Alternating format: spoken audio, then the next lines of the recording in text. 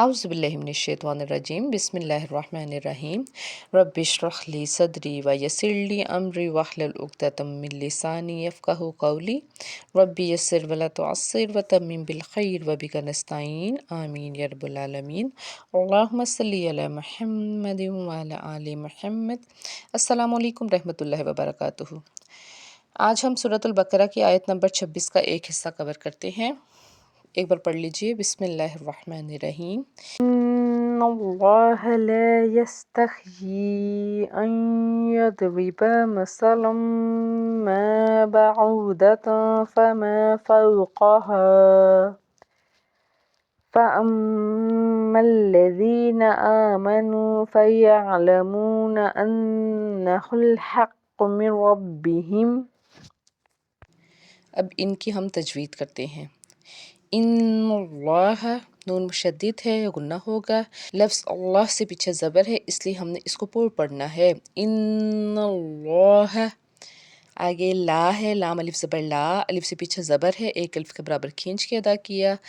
یستحیی، یا کے اوپر آپ کو مد نظر آ رہی ہے تو اس کا مطلب ہے ہم نے 3 الف کے برابر اس کو ہم نے کھینچ کے ادا کرنا ہے۔ آگے ہے عین یضرب، نون ساکن کے بعد یا ہے، اس کا مطلب ہے یہاں پہ ادغام ہے، حرف جر ملون میں سے ہے یا۔ دعا جو ہے دعات کو پر پڑھیں گے کیونکہ حرف مستعلیہ میں سے ہے۔ را کو ہم نے باریک پڑھنا ہے کیونکہ را کے نیچے زیر ہے۔ آگے با زبر با، عین یضرب، مثلا ما، الف کے اوپر تنوین آپ کو نظر آ رہی ہے، 2 زبر، اور اس کے بعد میم زبر ما ہے، تو یہاں پہ بھی ادغام ہوگا مثلا ما، کیونکہ میم جو ہے حرف جر ملون میں سے ہے تو یہاں پہ بھی ادغام ہو گیا۔ بعودتاً، عین جو ہے، عین حرف حلقی کا حرف حلق کے درمیان سے ادا کرنا ہے، اور واو کے اوپر جزم کا سائن اور پیچھے پیش، اس کا مطلب ہے یہاں پہ بھی ہم نے ایک الف کے برابر کھینچ کے ادا کرنا ہے۔ دعاد آگے ہے، دعاد کو پر پڑھیں گے۔ تا جو ہے، تا کے اوپر تنوین کا سائن اور آگے فا ہے، فا جو ہے وہ اخفا میں سے ہے، حروف اخفا میں سے، تو جب اس کو ادا کریں گے آواز کو ناک میں چھپائیں گے۔ آگے میم الف ما ہے، تو الف سے پیچھے زبر ہونے کی وجہ سے ہم نے اس کو ایک الف کے برابر کھینچ کے ادا کرنا ہے۔ فما، اس کے بعد ہے فوقہا، آگے قوف ہے، قوف کو پر پڑھیں گے۔ اس کے بعد ہے ہا، الف زبر ہا، الف سے پیچھے زبر، ایک الف کے برابر کھینچیں گے، اور ہا جو ہے حرف حلقی میں سے ہے، حلق کے نچلے حصے سے اس کو ادا کریں گے۔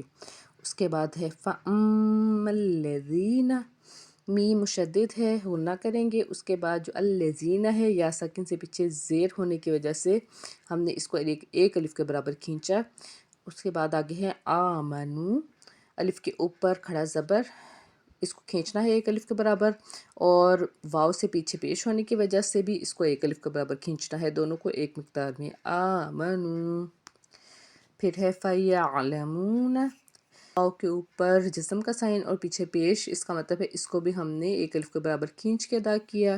نَحُل، نون مشدد، اس پہ غنہ کریں گے خوب، ہا کو لام سے ملایا۔ اس کے بعد ہے حق، ہے جو ہے حرف حلقی کا حرف، حلق کے درمیان سے اس کو ادا کرنا ہے۔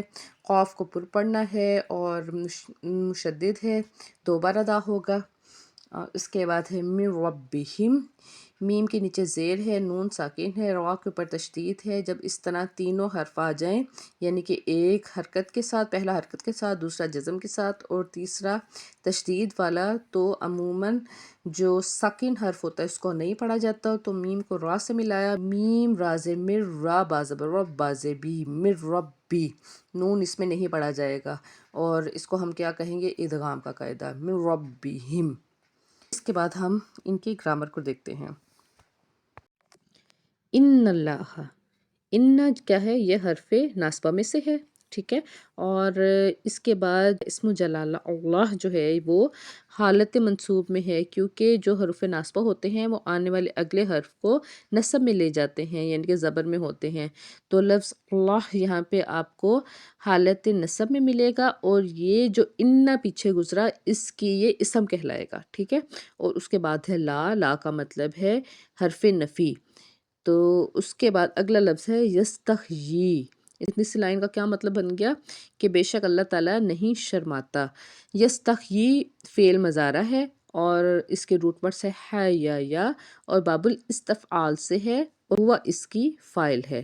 تو ماضی کا پہلا صیغہ ہے استحیا اور فعل مضارع کا پہلا صیغہ یستحیی۔ فعل مضارع واحد غائب مذکر ہے اور اس کا مطلب ہے وہ نہیں شرماتا۔ آپ کے افعال کیا ہے؟ طلب کرنے کا، خواہش کرنے کا، چاہنے کا معنی میں استعمال ہوتا ہے۔ این یضربا، ان جو ہے وہ فعل کو مصدر کی طرف لے کے جاتا ہے۔ اس کے بعد ہے یضربا، بیسیکلی تھا یضربو، ان کی وجہ سے یہ حالت نصب میں آ گیا این یضربا، اور یہاں بیسیکلی اس کا مطلب ہوتا ہے ضربا یضربو، اس کا مطلب کیا کہلاتا ہے؟ مارنا۔ تو یہاں پہ اس کا مطلب ہے بیان کرنا، یعنی کہ اللہ تعالیٰ نہیں شرماتا کہ وہ بیان کرے یا وہ بتائے۔ مثلا ما، مثلا کیا ہے؟ یہ مفعول بھی ہے اور یہ کس کا ہے؟ یضربا کا مفعول ہے۔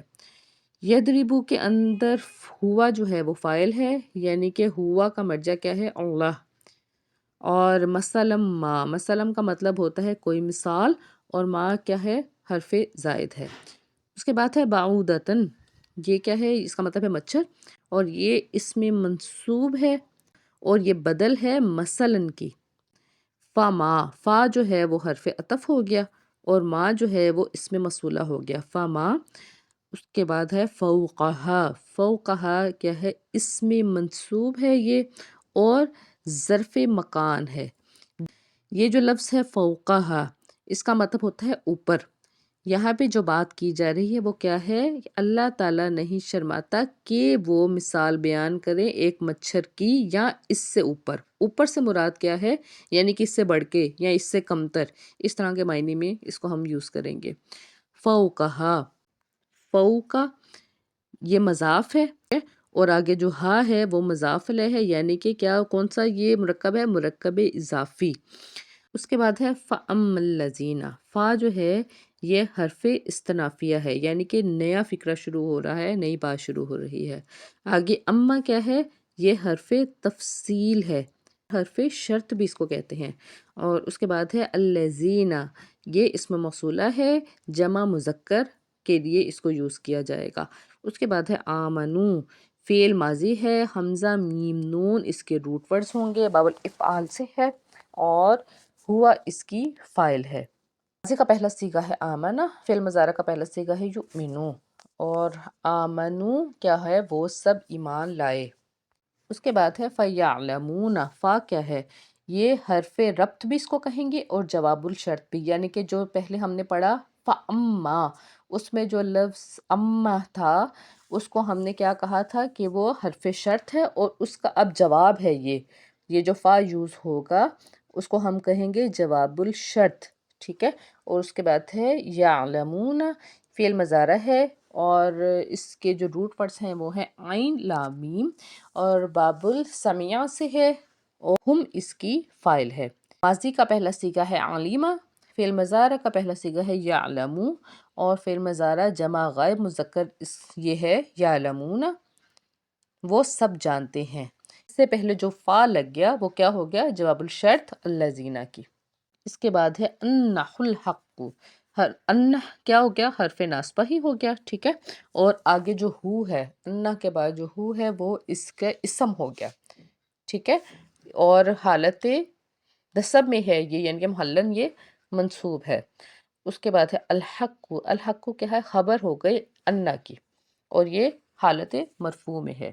اس کے بعد آگے ہے من ربہم، من ربی، من حرف جارہ میں سے ہے من، اور آگے ربی، ان دونوں کا جب ملایا تو بن گئے مرکب جاری۔ اس کے بعد جو ربہم ہے پلس ہم، یہ کیا بن گیا؟ مرکب اضافی۔ من ربی ہے، ربی کو دیکھیے جنس میں مذکر ہے، عدد میں واحد ہے، وسعت میں نکرہ ہے اور اعرابی حالت اس کی مجرور ہے۔ گرامیٹک ترجمہ کرتے ہیں۔ ان اللہ لا، ان حرف نصب اور اللہ جو ہے وہ اسم ہو گیا، لا نفی، اور مطلب اس کا ہو گیا بے شک اللہ نہیں، یستحیی شرماتا، اللہ نہیں شرماتا، یہ فعل ہے۔ این یضربا، عین کا مطلب ہے کہ یہ حرف نصب ہے، اور یدریبا کیا ہو گیا؟ یہ فعل ہو گیا، مثلا ما اس کی اسم ہو گئی کہ مثال دے کسی، بعودتن مچھر کی، حرف پلس اسم ہو گیا، فما فوقہا یا اس سے بھی حقیر چیز کی، یہ حرف ہو گیا اور ظرف زمان ہو گیا یہ۔ اس کے بعد ہے فَأَمَّا الَّذِينَ، یہ رہے وہ جو لوگ، استنافیہ کیونکہ نیا فقرہ شروع ہو رہا ہے، پلس تفصیل یا حرف شرط، آمنو ایمان لائے یہ فعل ہو گیا، فَيَعْلَمُونَ پس جانتے ہیں، عاطفہ پلس فعل، اَنَّهُ الْحَقُّ کہ یہ حق ہے، اس میں انا ہے اور خبر ہے اس کی، من ربہم ان کے رب کی طرف سے، یہ کیا بن گیا؟ مرکب جاری۔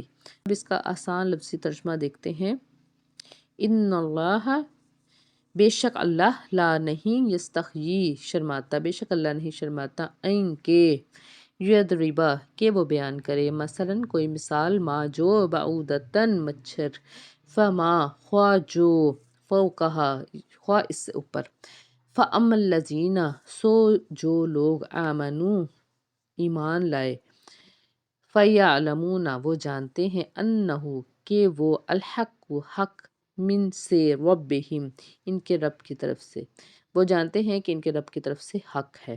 با محاورہ ترجمہ، یقیناً اللہ تعالیٰ اس سے نہیں شرماتا کہ وہ مچھر یا اس سے بھی اوپر کی کسی چیز کی مثال بیان کرے، پس جو لوگ ایمان لائے وہ جانتے ہیں کہ یقیناً وہ ان کے رب کی طرف سے حق ہے۔